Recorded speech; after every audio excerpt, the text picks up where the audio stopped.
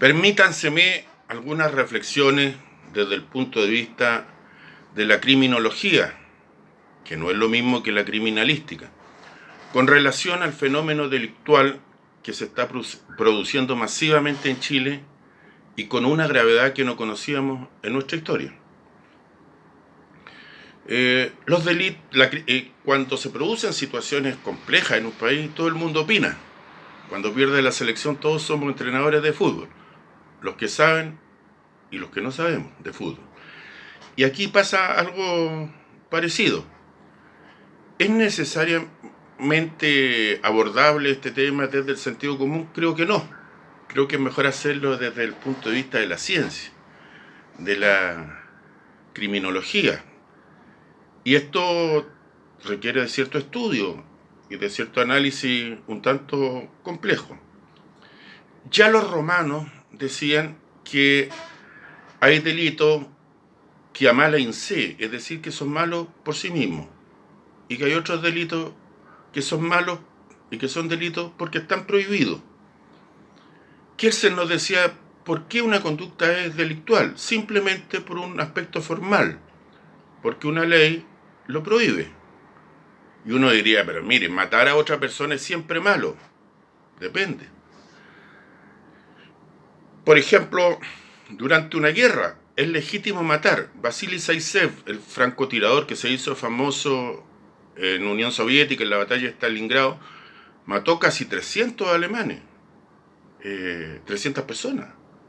Si lo hubiera hecho sin una guerra de por medio, sin que una ley lo autorizara, habría sido el asesino más múltiple, más grande de Rusia, pero era un héroe, lo condecoraron, lo recordaron, le construyeron monumentos, porque había una ley que lo autorizaba. Lo primero que se le ocurre a la gente decir cuando se produce un fenómeno criminal extenso como el que estamos viviendo, hay que aumentar las penas. Depende. Desde el punto de vista de la criminología, hay que ver cuál es la composición del dolo que motiva la conducta, por qué lo hace. Porque si alguien lo hace por motivos mezquinos, personales, va a robar, va a hurtar, seguramente hace un cálculo económico. Y dice, mira, está fácil robar, no me pillan, si hurto me pillan y me dejan en libertad. Y si las cosas apenas aumentan, entonces puede desistir de su voluntad, de su dolo criminal. Pero si ese dolo está compuesto, y esto lo digo a partir de que el delito es un concepto formal, es delito porque la ley lo prohíba, por ejemplo, desde una voluntad independentista. Si un grupo humano, como fueron nuestros padres de la patria, se alzaron en contra del rey para hacer de Chile un país independiente, esa voluntad que era formalmente delictual, vulneraba las leyes del rey, no iba a cesar porque se aumentaran las penas. Hay un ejemplo histórico. A comienzos de los 80, la ETA, la organización independentista vasca en España, recurría a la violencia masivamente, pero también salían a la calle muchos jóvenes con bandera vasca y hacían interrupción del tránsito callejero, barricada y cosas así. Para ahogar este fenómeno se recurrió a aumentar la pena a 10 años de cárcel a que participaran en una manifestación, levantar una bandera independentista. ¿Qué ocurrió? Que estos jóvenes, que le llamaban a la prensa los cachorros de ETA, dijeron, si me dan 10 años de cárcel por salir con una bandera y 10 años de cárcel cuesta también matar a un policía, mejor mata a un policía. Y el fenómeno se encendió más. Bien, ¿cuáles son los componentes de esta delincuencia masiva que hay en Chile? Y grave, con delitos que no conocíamos, que se veían poco. Más bien, primero una inmigración masiva e ilegal en su gran mayoría. Segundo, una devaluación ética de nuestra sociedad. Nuestra sociedad se devalúa éticamente. Cuando la gente que hace fortuna lo hace de mala manera, de mala forma, ilegal, delictual, y los terminan condenando a clases de ética. Y tercero, porque se devalúa el Estado. Los principales delitos de fraude al fisco millonario, escandalosos, se cometieron en el ejército y en la policía, en Carabineros, cuyo principal orgullo era, y con razón, su honestidad. Carabineros era una organización muy honesta. Tenían otros problemas en el ámbito del uso de la fuerza, pero su honestidad era toda prueba, y eso se fue a la basura. Y se fue a la basura masivamente y en su alto mando, en la oficialidad. El renunciamiento de los tribunales a castigar con igual severidad a los pobres que a los ricos quedó en evidencia. Que aquí se castiga a los pobres. Solo los pobres están presos. Y eso se extendió en la conciencia ciudadana.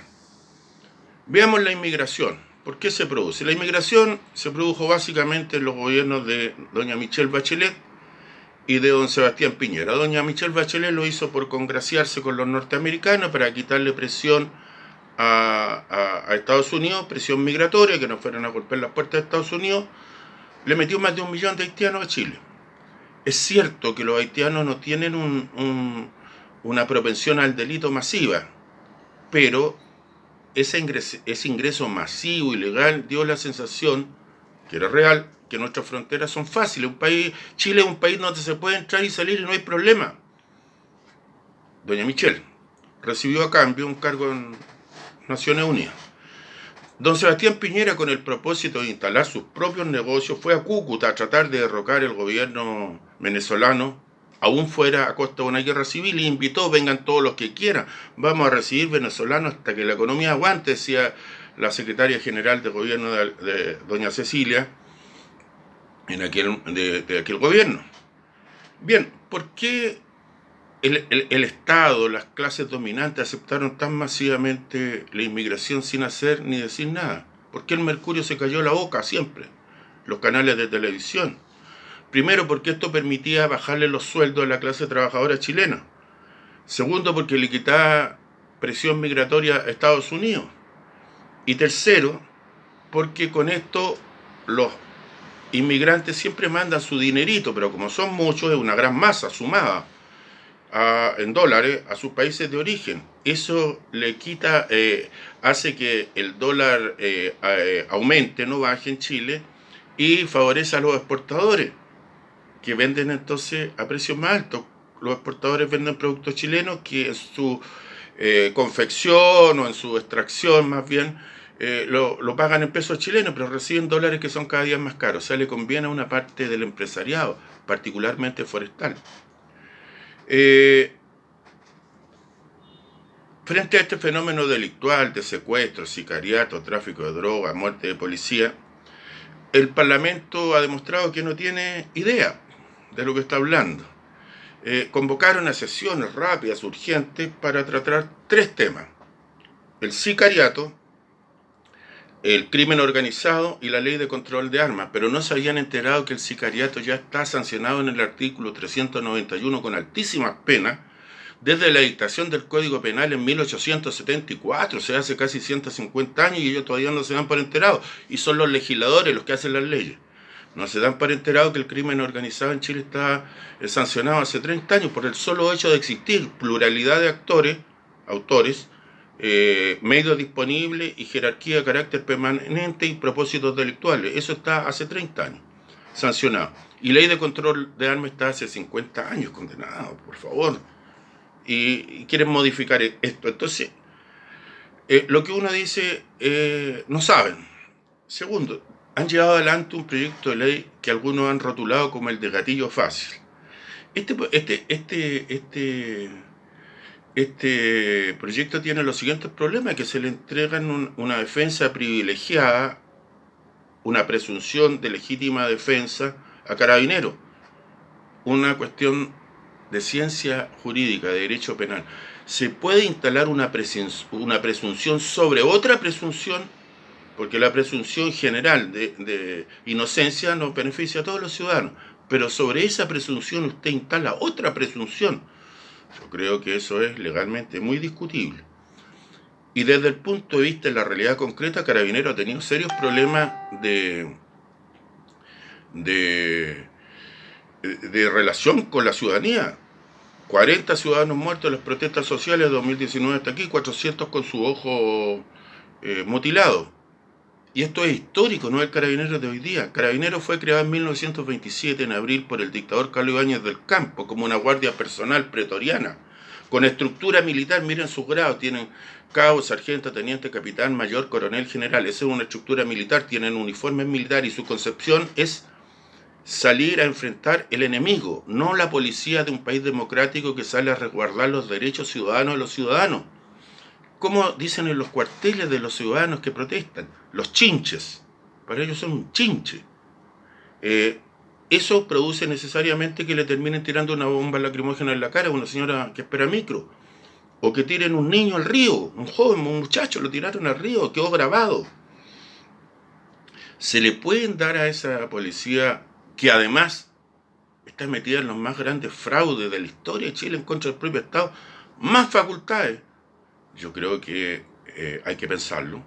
Creo que esa policía debe ser refundada, reestructurada como una policía democrática que cautela los derechos de los ciudadanos y que no los ve como chinches, y no con una lógica militar, porque la lógica militar es aniquilar, es terminar al enemigo. Si al enemigo los matamos a todos, perfecto, el parte es maravilloso, pero eso no puede ser un parte policial.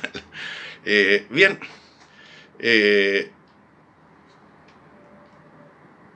¿debe actuar con más energía Carabineros? Claro que debe actuar con más energía, pero para esto bastan órdenes de buen servicio. Con una orden de buen servicio que le reponga armamento automático, armamento de mejor calidad que el que tiene la delincuencia, que tiene mucho y de buena calidad. Y bueno, los tribunales tienen que partir, y para eso no se necesita una ley, respetándole la presunción de inocencia a Carabineros, particularmente cuando la tenga, cuando hay un enfrentamiento armado y un delito de gravedad. No es como dice la señora Carolina Toá, por favor, ahí demuestra que por qué no pasó el segundo año en la Escuela de Derecho de la Universidad de Chile. Cuando dice, bueno, si un delincuente arranca hay que dispararle. Pero Carolina, hay que el uso proporcional y razonable de la fuerza. Si una persona se mete a un supermercado y se roba un par de tarros en conserva, está cometiendo un delito. Y si se arranca, usted le va a disparar. O sea, lo pone en el mismo estándar que una banda de narcotraficantes que llevan fusiles automáticos. No, pues el uso de la fuerza es razonado y proporcional al delito que usted está investigando. Porque puede ser un delincuente, un delincuente de poca monta, ¿y cómo le va a disparar? Entonces usted hará todo lo posible por detenerlo. Y si él anda armado, ya entonces el delito deja de ser de poca monta, pero es un delito grave. Si él anda con un arma y de la sola exhibición Carabinero puede hacer su arma, usar su arma, de la sola exhibición, de la sola constancia, de acuerdo a la ley actual vigente, sin leyes especiales, Carabinero puede hacer uso de sus armas. Porque tiene un peligro concreto, ¿no? Si esto no es el Far West, que le disparen primero, no, si aquí nadie en Chile, ningún particular tiene derecho a tener armas en la calle. Las autorizaciones son para tenerla en un lugar habitación o en un lugar, o en una empresa, un local comercial, en un lugar determinado. No se puede andar armado por las calles, esto no es el Far West. Ahora, ¿por qué los extranjeros han mirado con tanto desdén esto? Porque ellos llegaron masivamente en el marco de una crisis política chilena. Entonces la policía no estaba en las calles, estaba altamente desprestigiada por lo que había hecho, y ellos pensaron que se podía hacer cualquier cosa. Entonces llegó toda la basofia de América Latina a nuestro país, y el Carabineros puede y debe actuar con energía. Y para eso no necesita facultades especiales, porque aquí se enreda esto con un problema político. La derecha quiere que Carabinero tenga enormes facultades, presunciones de inocencia, sobre la presunción de inocencia para el uso de armas, porque quiere indilgar esa represión en contra del movimiento social, en contra de los ciudadanos que protestan contra el modelo neoliberal, que protestan contra los abusos en la salud, con la falta de gratuidad de la educación, contra los bajos sueldos, contra los precios de colusión, con los abusos de la ISAPRE, la AFP. Contra eso quiere dirigir la defensa legítima y privilegiada. Por eso es que la derecha alborota. Y este gobierno cede o pacta o a lo mejor pacta con la derecha estas concesiones que afectarán gravemente los derechos humanos y los derechos civiles. Carabinero puede perfectamente hacer uso de su armamento con la ley vigente, no necesita más atribuciones. Además cuenta con la adhesión de la ciudadanía, el respaldo que es masivo. ¿Ha habido alguna crítica social o política al uso de armamento de carabineros en estos últimos 3 meses respecto de delincuentes comunes? No, ninguno. Entonces, ¿para qué quieren leyes especiales? Entonces no es para esto. Eso es para reprimir el movimiento social. O sea, aquí la política se enreda con políticas públicas destinadas a proteger la sociedad en su conjunto. Lo que hay que proteger es la sociedad en su conjunto, no la sociedad civil proteger a Carabineros. Si de Carabineros nunca ha tenido un reproche, ni el más mínimo, ni de una organización política, de ninguna orientación, ni de un abogado de derechos humanos, ni de un abogado de derechos civiles, ni de una organización de derechos humanos, cuando actúa con energía frente a la delincuencia común. Entonces, ¿de qué se preocupan? ¿De qué se preocupan? Y hoy día estamos con el escándalo hasta en Naciones Unidas, porque esta ley, que algunos llaman del gatillo fácil, va a traer problemas y problemas graves, porque se va a dirigir en contra del movimiento social político antineoliberal.